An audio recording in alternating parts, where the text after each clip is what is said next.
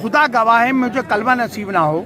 कटुए के नीचे तो इस एरिया के लिए बात नहीं कर रहे थे वो पुलिस वाले। मतलब आप बार बार कटुआ करके इस एरिया को कह रहे थे सालों को हिजड़ा बना दो इनको। मैं तो लॉकअप में था, लेकिन मैं सुन तो रहा था सारी बातें उनकी। ये बात पूछने जाऊंगा मैं SHO से क्या उन पुलिस वालों को बुलाओ जिन्होंने हमारी कौम को, पूरे मुसलमानों को गालियां दी हैं। सब ऑन ड्यूटी शराब पिए हुए थे। ये जाती में किसी कीमत पर मैं अमानतुल्लाह नहीं हूँ, कह रहे सो के घर चुप बैठ जाऊंगा। और अगर इसी जहनियत से थाने चलाएंगे तो थाने ऐसे नहीं चलेंगे। मैं इसको जुल्म और जाती ही मान रहा हूँ कि मेरे साथ जाती हुई। इसका हिसाब किताब तो देना पड़ेगा पुलिस को।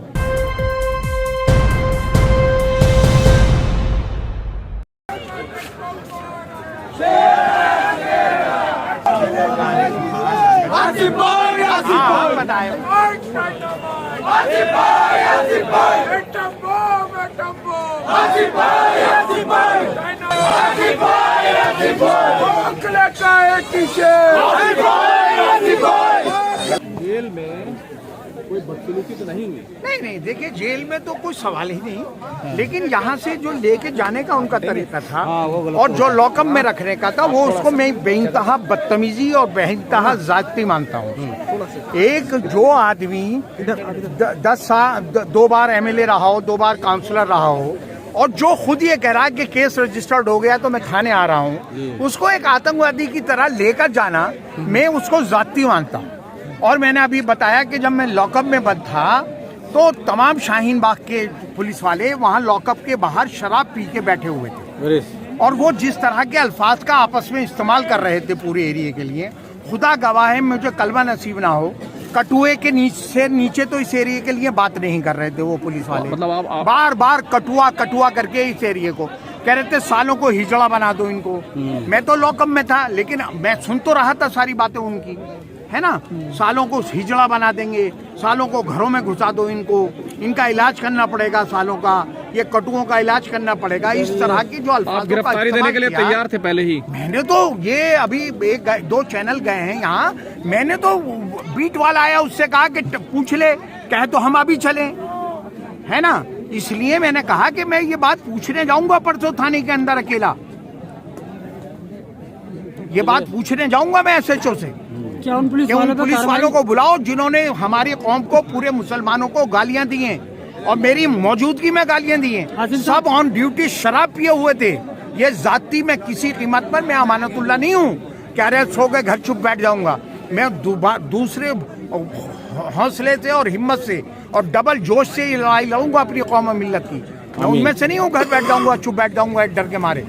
आसिफ साहब, उम्मीद है क्या? देखिए मैं लड़ाई लड़ूंगा पूरी, मैं लड़ाई लड़ूंगा। अगर नहीं मानेंगे, देखिए मैंने कहा, ये बात कही कि जो जहनियत लेके ये पुलिस वाले यहाँ बैठे हुए हैं, ये तो खुल के अब मेरे सामने आई है ना कि ये इस जहनियत से थाने चलाते हैं।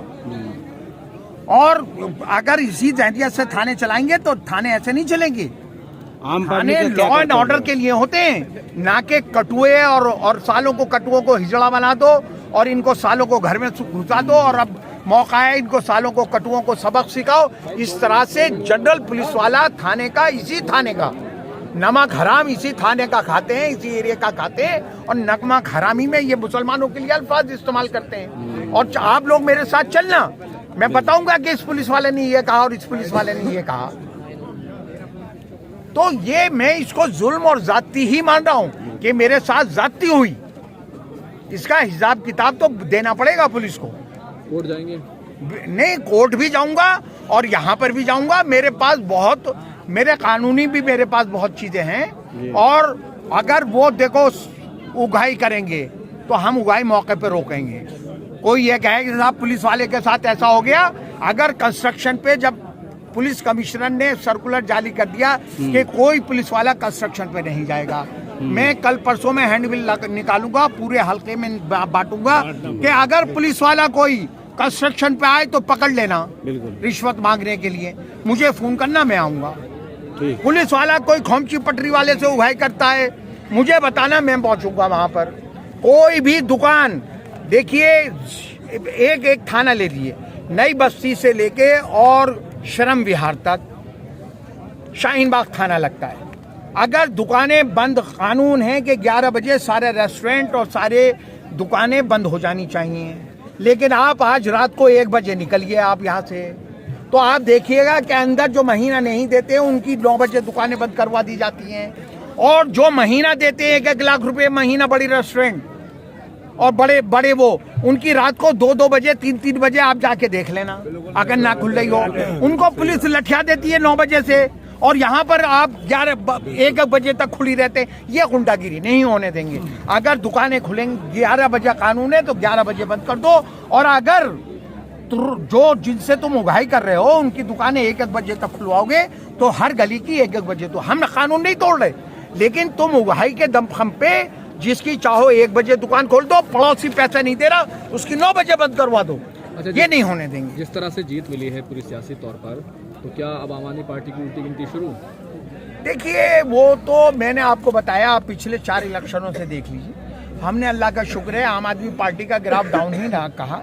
पिछली बार एमएलए के इलेक्शन में जरूर थोड़ा टिकट के मामले में शायद थोड़ा सा वो हो गया कांग्रेस की तरफ से, लेकिन आज मुसलमानों के समझ में दिल्ली में तो आ गया कि भाई ये अरविंद केजरीवाल भी मुसलमानों के लिए आरएसएस की बी टीम है ना, वो ये इसका छुपा हुआ एजेंडा है, उसका खुला हुआ एजेंडा है ना, तो ये आहिस्ता आहिस्ता इंशाल्लाह आएगी, और इंशाल्लाह 2 साल बाद एमएलए का इलेक्शन है, उसके नतीजे आपके सामने आएंगे। आप उतरेंगे मजबूती के साथ? बिल्कुल उतरेंगे, बिल्कुल लड़ेंगे, इंशाल्लाह मजबूती के साथ लड़ेंगे। और उससे पहले हम एक बात ये कहना चाहते हैं, अरीबा को भी अपनी सलाहियत का लोहा मनवाना पड़ेगा 2 साल, है ना, क्योंकि उसकी परफॉर्मेंस देखिए, मैं एक बात आपसे कह रहा हूँ कि एमसीडी का दायरा अनऑथराइज कॉलोनीज में बहुत बड़ा नहीं है, ये आपको सबको मान के चलना पड़ेगा। लेकिन मैंने कहा कि पुलिस की जातियाँ, एडमिनिस्ट्रेशन की जातियाँ, पुलिस की उगाइयाँ, एडमिनिस्ट्रेशन की उगाइयाँ, एमसीडी की जातियाँ, और अपनी कौम और मिल्लत के हर मसाइल, वो चाहे एमसीडी के दायरे में आते हों या नहीं आते हों, उस पर अरीबा को खरा उतरना पड़ेगा, है ना। अरीबा को जो भी कॉरपोरेशन के उसमें आता है, ख़ास तौर से हमने एक वायदा किया था कि 2 जो डंपिंग ग्राउंड हैं उन्हें हम 1 हफ्ते में आपको ये साबित करेंगे हम, और मैक्सिमम 1 महीना मानना था, जो 8 नंबर पे है और जो अल-शिफा के सामने है, उसमें आपने तब्दीली देखी होगी। जब से हमने बोलना शुरू किया तो एमसीडी वाले लग गए, और इंशाल्लाह मैं आया हूँ, अब कल परसों में हम तमाम एमसीडी अथॉरिटीज़ को अरीबा बुलाएगी और उनसे पूरा एक ब्रीफली बात करेगी। मैंने कहा कि अब अरीबा को अपनी सलाहियत अवाम के बीच में उसने ये बात साबित करने में वो कामयाब रही कि जितने भी कैंडिडेट हैं सबसे बेहतर कैंडिडेट मैं हूँ, और लोगों ने उसको माना भी, इसमें कोई शक और शुबा की बात नहीं है। और लोहा उसने अपनी सलाहियत का मनवाया, लेकिन अब रोज़मर्रा की जो प्रॉब्लम्स हैं उनको भी हल करना अरीबा की जिम्मेदारी होगी, और हर आदमी की इजी अप्रोच अरीबा तक होनी चाहिए। और अरीबा, मुझे पूरा यकीन है कि वो बिल्कुल जो जिस तरह से उसने अपनी सलाहियत का इजहार यहाँ किया है, उसी तरह से आपके मसाइल पर आपकी आवाज़ बनेगी, चाहे जैसे पिछले दिनों में CNRC के मामले हों, जामिया मिलिया इस्लामिया के, क्योंकि वो एक्स स्टूडेंट है, कहीं के भी कोई मसाइल होंगे, मुझे पूरा यकीन है कि अरीबा वहाँ पर परफेक्ट साबित होगी। जब लोगों का यकीन अरीबा में पुख्ता हो जाएगा कि हमने सही कॉर्पोरेशन में मेंबर अपने चुन कर भेजा है, तो इंशाल्लाह एमएलए का भी इलेक्शन लगा। डांट डपट से काम चल जाएगा या मुर्गा बनाना पड़ेगा? देखिए, देखेंगे, करते हैं। अगर पुलिस डंडा मारेगी तो डंडे से बात करेंगे, पुलिस मुर्गा बनाएगी तो मुर्गा से बात करेंगे, पुलिस रिश्वतखोरी से करेगी तो उसको 2 टूक जवाब।